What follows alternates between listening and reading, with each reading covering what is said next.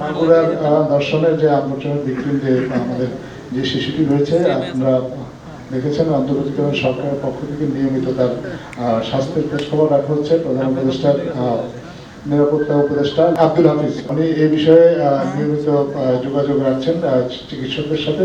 আজকে উনি চিকিৎসকদের সাথে কথা বলেছেন।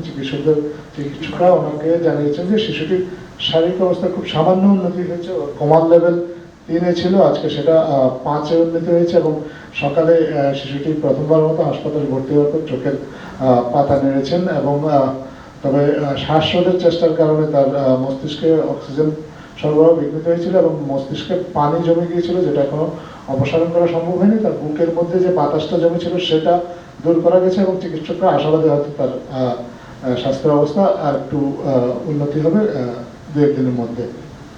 আজকে আমাদের স্বাস্থ্য উপদেষ্টা নূরজাহান বেগম এবং মৎস্য পানি সম্পদ উপদেষ্টা ফরিদ আক্তার হাসপাতালে গিয়েছেন সিএমএইচে ওনার স্বাস্থ্যের নিয়মিত তার স্বাস্থ্যের অগ্রগতি এ বিষয়ে খোঁজখবর নিয়েছেন এবং চিকিৎসকদের সাথে কথা বলেছেন এবং প্রয়োজনীয় দিক নির্দেশনা প্রদান করেছেন।